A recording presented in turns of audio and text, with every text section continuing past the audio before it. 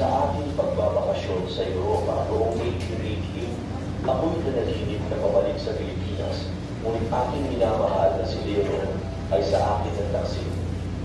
At ito ay naturugtong sa totoong buhay noong 1890. Naiwala ko ang itong relo na may larawan ni Leonor. Masapagpo ko na marahil ang pagkawala ng kanyang larawan ay isang pagkain kung saan ay hindi magandang pangyayari.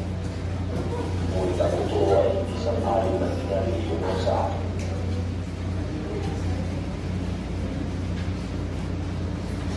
Sabi na ikaw ay propeta. Ang makakasagot ay may nagtipalang mga tatanggap.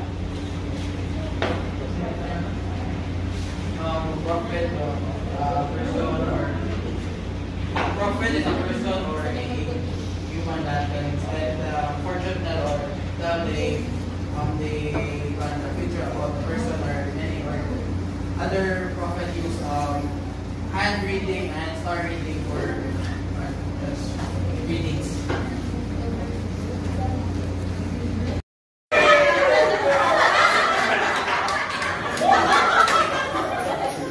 Ladies and gentlemen, contestants, how are you feeling today? You, contestant number 3. So, I feel nervous. And at the same time, I forgot. So yeah, I feel so nervous. And I feel like I'm the first honor. With the versions of Noel, the Golden Adios, let us now welcome Jay Grace. So,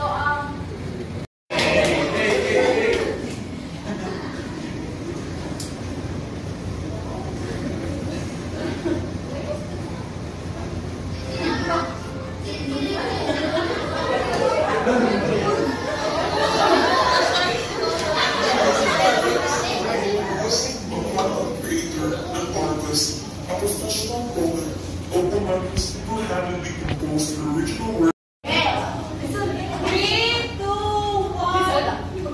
Solidad. Rogelio. Leonor A. Leonor F. Alberto. Jose. Paula. Brigida. Lorenzo.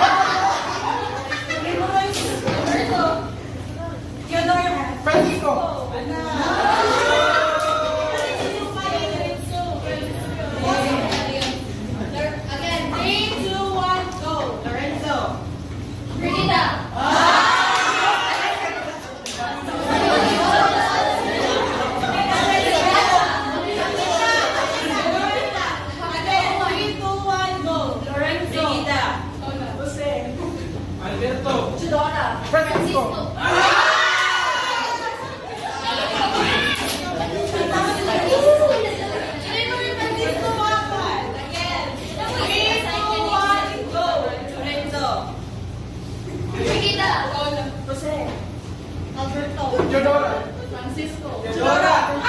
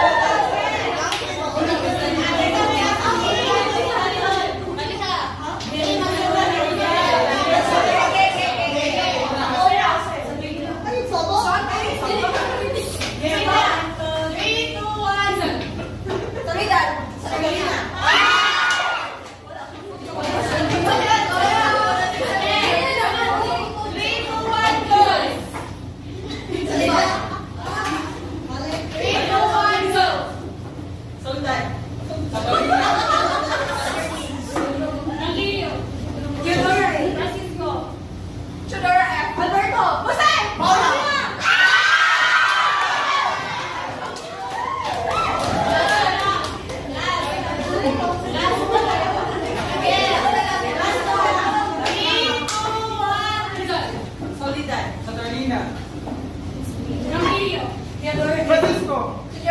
Alberto. Jose. Paula. Regina.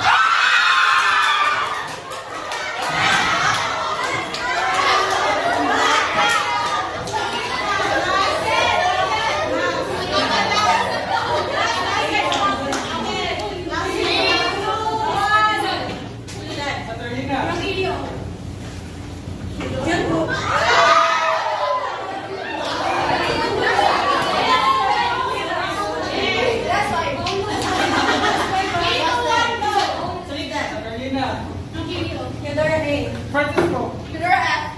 Alberto. Jose.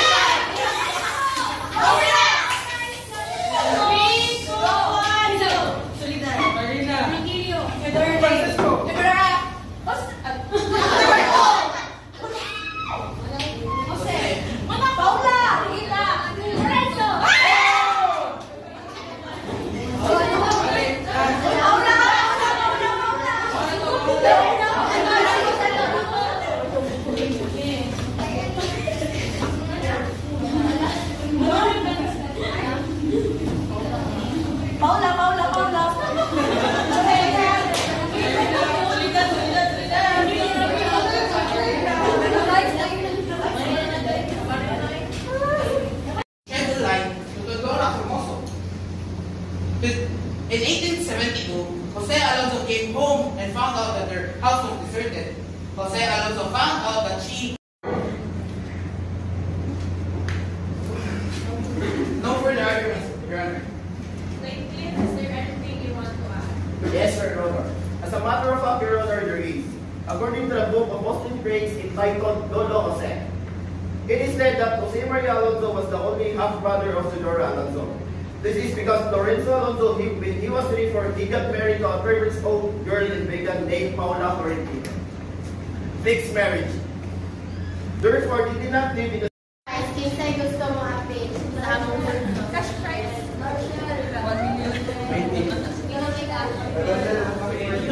Dahil among cash prize ay kasaganan sa mga appeal sa anong mga appeal makasama ko ito, ma'am? Sino may cash prize? Sa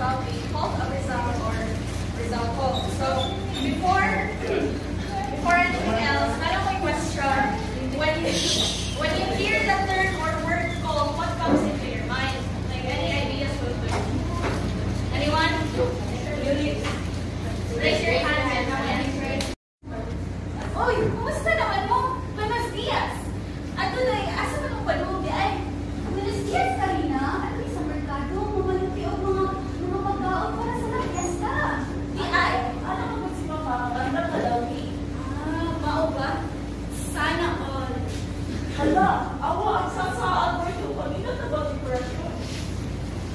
Ito? Hala, maundoy. Dato mamunday lagi sila. Palihanan to. Uy, si Pasalo Mercado ba? Nakalagot din sa niya. Oo, hinatod niya iyang pangkod niya si Pepe kay dali daw sila. Ah, pero di ba ang tumaniya si Alberto? Nataniya ni Malaya? Oo, ka. Ano? Wala lagi ko bantay niya din. Oo, pero wala sila kasi dali. Mabaw ko ba? Ngano ka ha?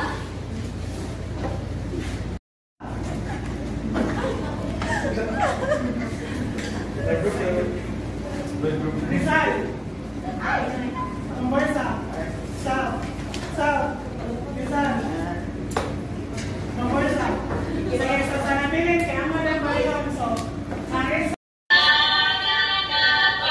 Mabuhay si Rizal! Ay, magliligtas sa ating lahat. Bigyan mo kami, Rizal, sa aming mga dasal. Mabuhay si Rizal!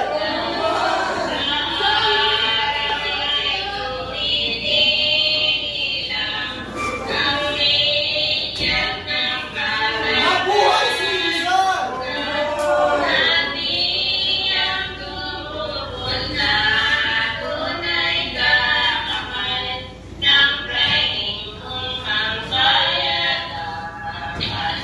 Mabuhay si Rizal!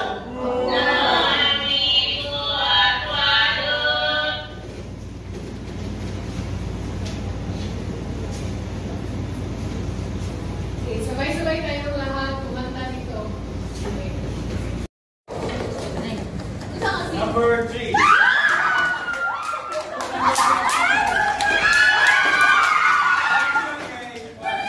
Drove with an average of 1.0.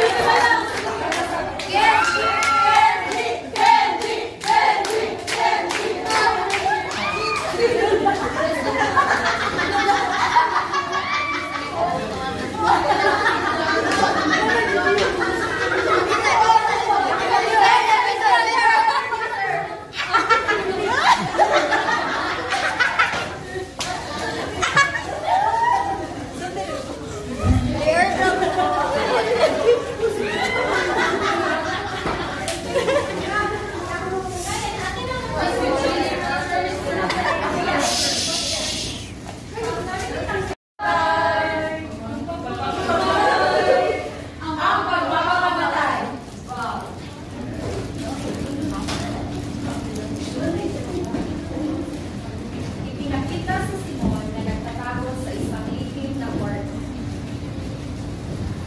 Nakaupo siya sa harap ng isang salamin at may hawak na buwan.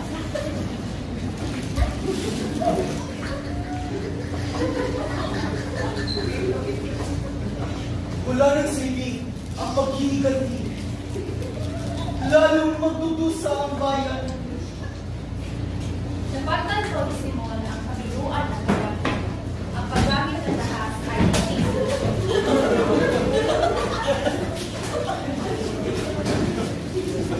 Tama na! Patawarin ninyo ako! Patawarin ninyo ako!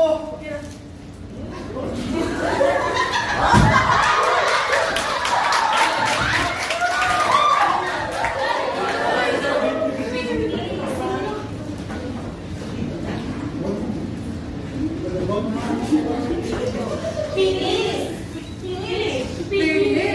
Si Simon na wakasan ang kanyang buhay. Ang pagkamatay niya ay nagsisilbing simbolo. Simbolo ng pagkatigo ng revolusyon dala ng karahasan.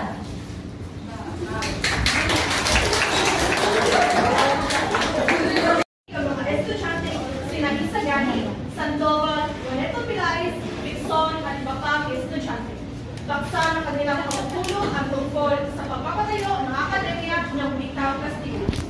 Sa dahilan ang pagtutuloy gagawin sa gabi ay maaaring sabihin magiging daan ng di mabuting asal ang galigaya at mangyayari sa bayan ng Maranos. Nakakasira ang kalagayan ng universidad. makasira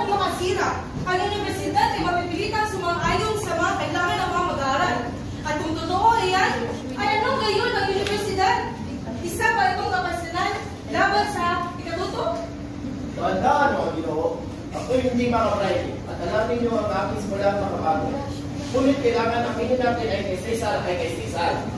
Ang patalagiya ay administrative officials na apply niya siyang pagsumikat.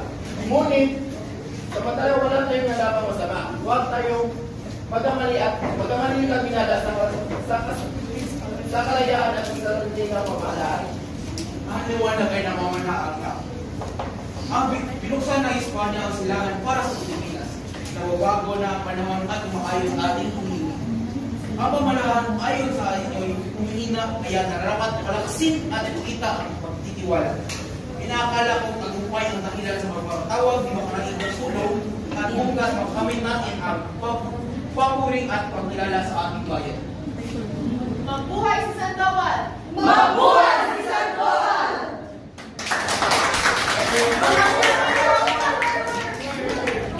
Matulungan ko ba kayo sa loob? Labing-tatong taon na pumulong sa Pilipin ang aking ina sa taong din ito.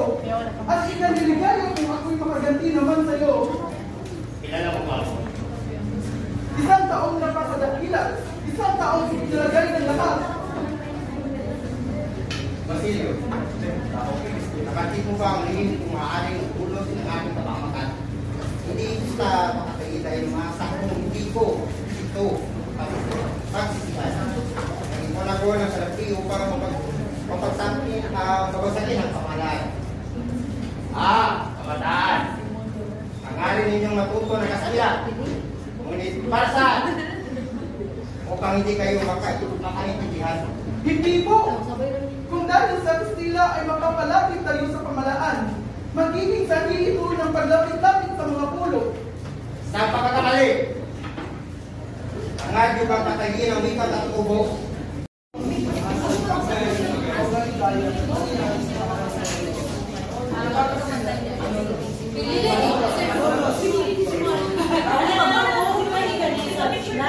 Makasira pa po ang universidad, mapipilitan sa pagkayo sa mga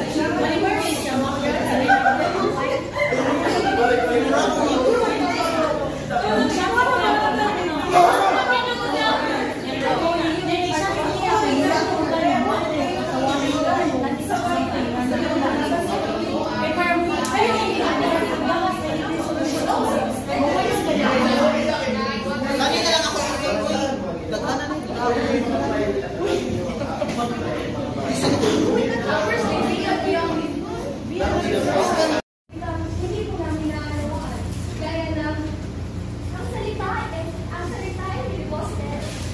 Swati naman sa tinglihang, ang hulugan nito ay sandaling salita na isang tao pumunta sa ibang bansa para magsimula ng isang sikat. Ano naman po ito? Filibusteris po. So ang libro ito ay sumunod sa pangyayari sa unang libro na nulimitan ngayon. Pinili ko ang mapalusong pamagat na El Filibusterismo upang ilakip ang eksplorasyon ng nobela sa revolusyon, ilalaban sa Kastila at pagkitibagan ng mamuyang Pilipino para sa hustisya sa ilalim ng kolonyal ng Espanya. At ilala rin ang libro na ito sa tawag na ang paghahari ng kasakiman.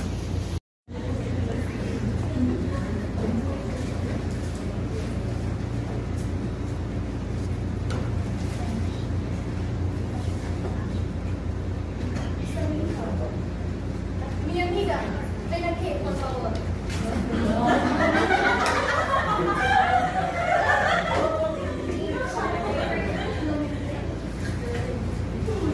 Filibustero?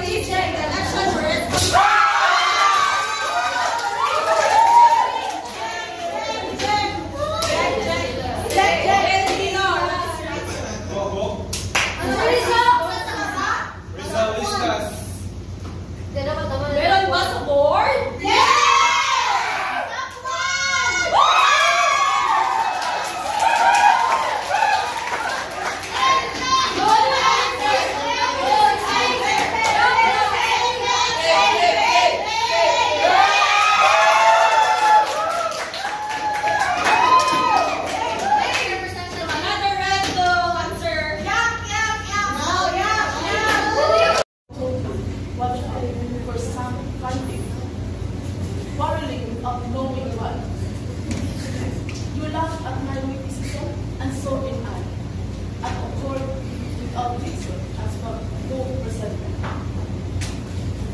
I am Marcelo Hilario Dalpuran, Philip Planilla, a Filipino writer, lawyer, journalist, a prominent figure in propaganda movement.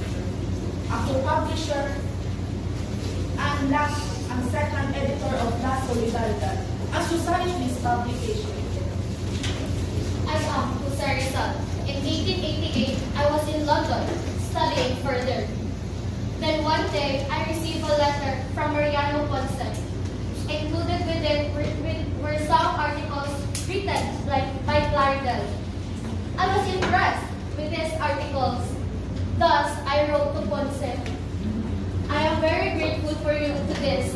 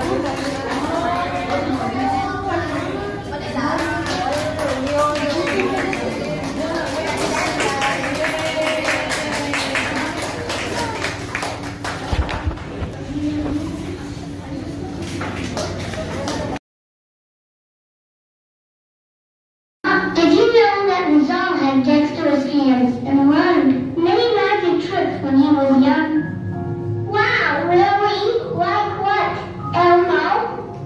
Well, for starters, he could make a coin appear and disappear in his fingers. That's amazing! And that's not all right? Absolutely. He could also make a handkerchief vanish into thin air.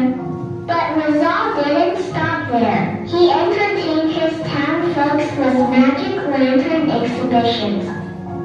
Yes, using an ordinary lamp, he cast shadows on a white screen. By twisting his fingers, he created shapes that resembled animals and people. Imagine how the townspeople must have felt, seeing those fantastic shapes come to life. If that wasn't enough, Rizal was also skilled in manipulating marionettes, putting on puppet shows for everyone to enjoy. Even as he grew older, Rizal's love for magic didn't fade. He read many books on magic independent, performances by the world's most famous magicians. It's incredible how Rizal's talents went beyond his contributions. As a writer and a revolutionary, absolutely, Elmo, Dr. Jose Rizal, was a hero and a magician who brought joy and wonder to those around him. And that, dear students, is the magical side of Dr. Jose Rizal. Who knows? Maybe one of you will be the next great magician like Rizal.